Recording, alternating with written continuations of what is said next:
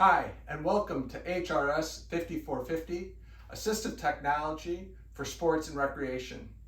I'm Carmen DiGiovine. I'll be with you for the semester talking about assistive technology for sports and recreation, or sometimes I'll just be talking about technology for people with disabilities. I oftentimes go back and forth talking about assistive technology, mainstream technology, or technology, but just assume that I'm focusing on assistive technology. This is one of the courses that's available in the Assistive and Rehabilitative Technology Certificate Program. So here we are, Module 1, an overview of assistive technology in sports and recreation. So in order to provide an overview, or in order to start with the course, I thought I'd provide a little bit of an overview, kind of get the brain pumping around what are we going to be talking about assistive in terms of technology for sports and recreation. This is going to be the longest video of the semester, or I assume it will be, because there's a lot of information to go over. First, for those of you that don't know me, there are a few people who are taking this course for the first time, or this is the first course that they're taking with me. I'm Carmen DiGiovine. I'm the director of the Assistive and Rehabilitative Technology Certificate Program. I'm also a clinical professor in the Occupational Therapy Division within the School of Health and Rehabilitation Sciences. And finally, I'm the director of the Rehabilitation Science and Technology for the Assistive Technology Center at the Ohio State University Wexner Medical Center. It's a mouthful, but I figured I'd get it out there. Professionally, I've been in the field for over 20 years. I started out at the University of Illinois at Urbana-Champaign, where I learned about RESNA and had the opportunity to work with a group on a wheelchair ergometer that was designed to emulate the Boston Marathon. So that was really cool, and that was back in the 1990s. I then went to the University of Pittsburgh and got my graduate degrees at the University of Pittsburgh, focusing on assistive technology in a broad sense, and then my doctoral work specifically looked at whole body vibration for individuals who used manual wheelchairs. Then went off to the University of Illinois at Chicago, so headed back to Illinois and worked at the Assistive Technology Unit, which is a clinic that was community-based. So we actually got into vans, PTs, OTs, SLPs, and myself and a couple others as rehab engineers, and we go to people's homes, schools, or their work or community environments, learn about how they use technology in the real world, and then oftentimes we'd make recommendations on what would be appropriate technology for them. I then started a company called 6 Degrees of Freedom, did that for 3 years. It was a blast. It was you consider it a consulting firm. And during that working in that consulting firm, I had an opportunity to work with some hospitals and medical centers, and that's how I ended up at the Ohio State University. I've been here since 2009, so coming up on 13 years. That's crazy to say, coming up on 13 years, and had a great time. I love working at OSU, and it's a great place to work. And also, they have a good, great football team, great sports team. So it's so much better. I do love my Fighting Illini, the Illini from University of Illinois at Urbana-Champaign, but it's nice to have winning seasons here. A little bit about my teaching philosophy. It's all about learning. I'd love to say I don't care about the grades. I understand grades are important, but it's really all about learning the material. I want you to walk away, I want you to come away from this course with a better understanding and a better appreciation of technology for sports and recreation. And then being able to apply that in the real world. That's my goal. The learning activities, for example, the quizzes and discussion posts, are just there to help you learn. And I really expect you to go through and go through the readings. And when I say go through the readings, I recommend just breezing through it real quick and then going back and kind of picking through what you think are the key points. Basically sit there for a second and say, hey, what does that Dr. DiGiovine think is important? And based on that, figure out what do you need to focus on for those articles. I'll oftentimes talk about the articles a little bit in these types of overviews so you'd have a sense of what to focus on and what to look at. In terms of deadlines, of course we have deadlines, but I want you to know that you can always reach out to me if you need to extend a deadline. You can reach out to me before the deadline or after the deadline. Just don't take advantage of that, but I'm always willing to change the deadlines around based on your schedule. I understand this is an online course, and sometimes we need a little bit of flexibility in when we turn those assignments in. So I've talked a little bit about myself, and I think it's important for you to understand who your teachers are. And so I'll tell you a little bit about myself in terms of this course. So why did I create the course? It's a fascinating area of technology, sports, and recreation. Oftentimes we focus on the medical model, and I like to focus on the community model or the social model. And really, sports, taking away the layers around funding and really looking at sports and recreation for the pure enjoyment of sports and recreation. It's so important. Physical activity is so important to our overall health and wellness. And that goes across the spectrum of individuals, including individuals with disabilities. What is my favorite sports technology? Has to be racing wheelchairs. That was my first exposure to assistive technology, racing wheelchairs. I just think they're super cool. I know that sounds kind of lame. I follow Invacare sports racing team out of Australia because they post a lot of photos on Twitter. And then there's another one out of Canada that I follow because they post a bunch of photos on Twitter. And I'll put links to those in future modules.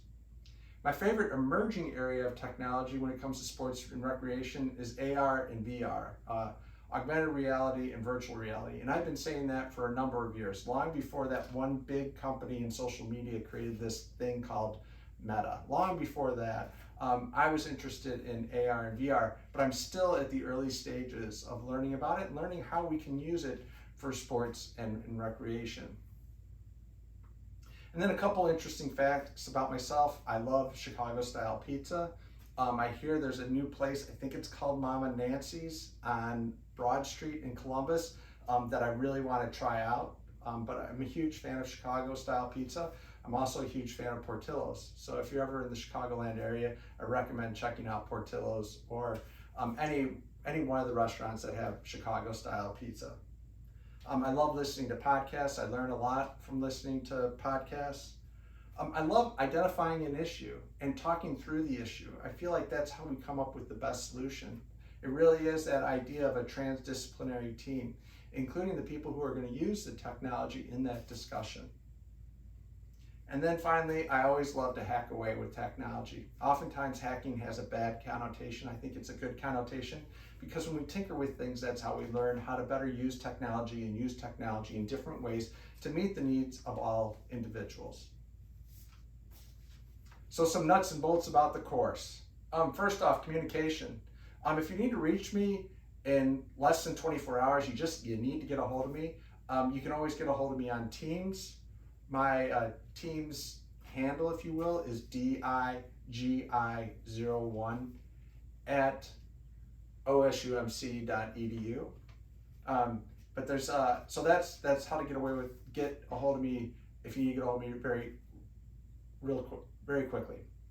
The second way is through Carmen Canvas. This is the way you'll typically get a hold of me. I'm on Carmen Canvas all the time, or it feels like I am all the time. So I'll typically get back to you within 24 to 48 hours, but usually it's a lot faster than that. Usually it's within a couple hours, especially if it's during the business day. You can always reach out to me via email, but I have to warn you, my email gets slammed, and so that's the slowest way to get a hold of me. I expect that it'll take 3 to 7 days potentially for me to get back to you via email. The best way to get a hold of me is once again through Carmen Canvas. And then finally, we have discussion boards. I'll check the discussion boards 2 times a week, typically in the middle of the week and at the end of the week. So if you have questions, post those questions on the discussion boards. There's 2 different discussion boards that I'll have pinned all the time, or that I recommend you pin all the time. The one is just for general questions, and one is for questions and posts and interesting things around technology for sports and recreation that you think that everybody would appreciate. So I highly recommend posting to those discussion posts. My office hours are officially from 9 to 11 and 1 to 3 on Tuesdays. I'm teaching 2 classes, so those office hours work for both classes. But because we're using Zoom, or I'm using Zoom for the appointments, you still need to reach out to me to schedule a time to meet with me. So I'd appreciate it if you do that. The other thing is I do have other availability if Tuesdays don't work for you, so just let me know, and I'm always happy to meet with you. So the course structure in the textbooks. Well, the first thing, the textbook. There isn't a textbook. It's very fascinating. I could not find a good textbook that focused on technology for sports and recreation that specifically relates to individuals with disabilities. Found a lot of textbooks that focus on physical activity, physical education, special education, those types of things, but nothing that focused on technology for sports and recreation. So I put together a number of articles.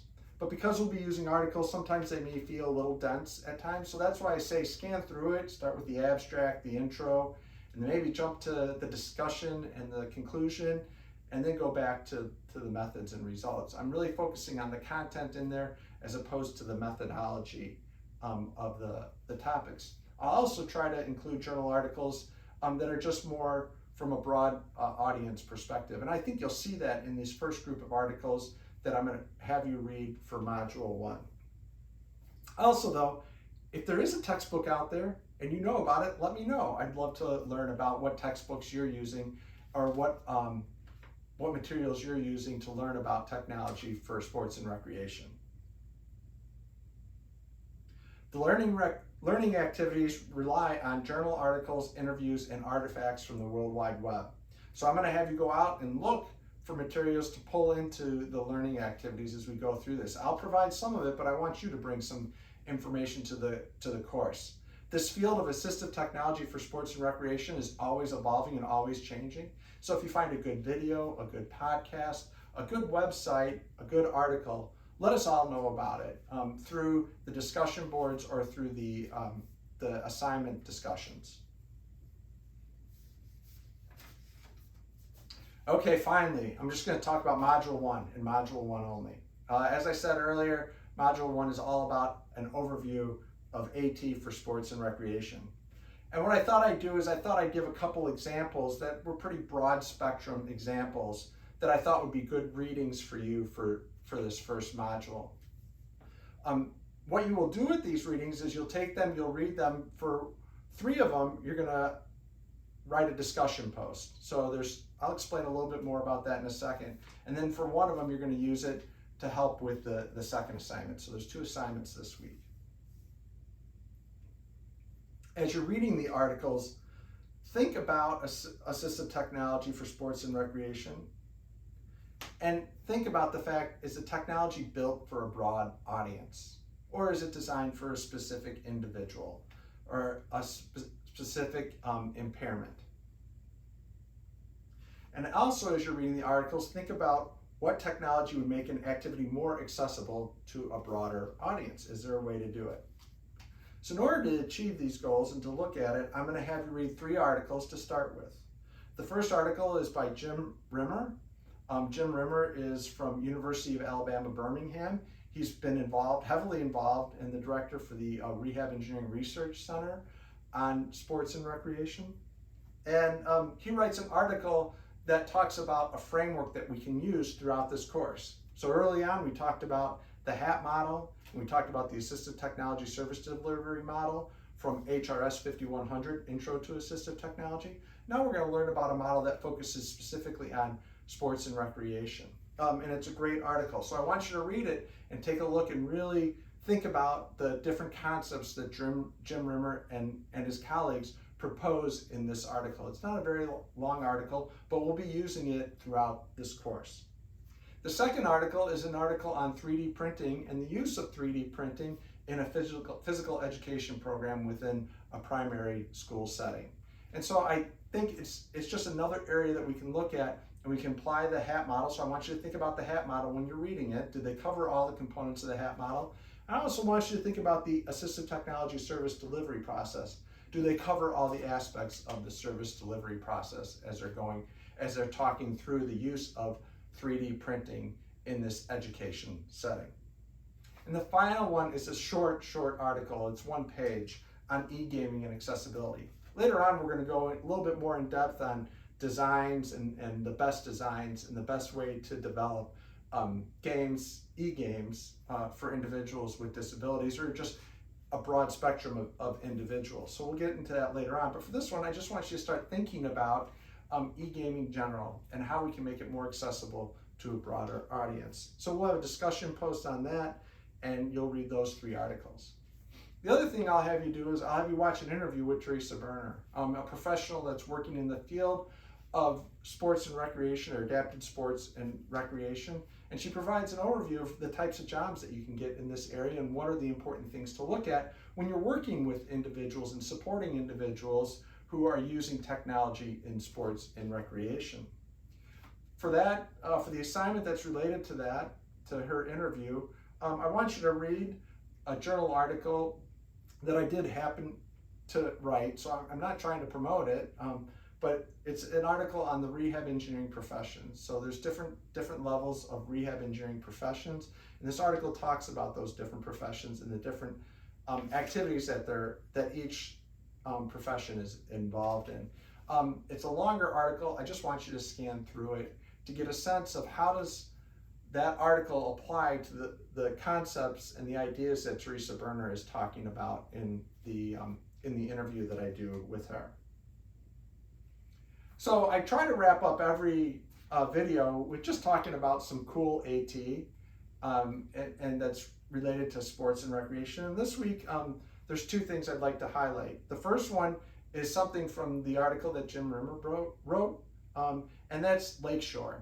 And I want you to check out LakeShore. I'll have the link in the notes for this presentation, or for this presentation, this recording. It's out of Birmingham, Alabama, and it's a good model of how can you incorporate sports and recreation and focus it on supporting individuals with disabilities. The other cool AT is the Thingiverse. The Thingiverse is a great way to identify different ways to use 3D printing to support individuals with disabilities. It's hosted by Makerbot. The author talks about the Thingiverse in the article on 3D printing in physical education, so in that school setting. And so that would be a good thing to check out. I think that's cool, assistive technology for sports and recreation. In closing, I really like the online environment. I hope you enjoy the course and the structure of the course. It's very similar to HRS 5100, Introduction to Assistive Technology. So I think if you like that course, you'll also like this course. The other thing, the only way this course really works really well is if we have 2-way communication. Intro to AT, I get, it's kind of I push out the information, not as much interaction. This course, we really need that interaction. So reach out to me, be very thoughtful and insightful in your discussion posts, and make sure there's a lot of collaboration among the individuals who are taking the course, so among you students, and then I will chime in to provide a little more thought and more questions. My goal is that you're able to build on all the different modules so that by the end of the course, you're able to take this information away and apply it in your everyday job. That's my goal, wherever that job may lead you. Have a great week. Remember to keep an eye out for assistive technology in sports and recreation. If you see it, take a photo if it's out in the real world, or clip the link, and put it in one of the discussion posts. And have a great week.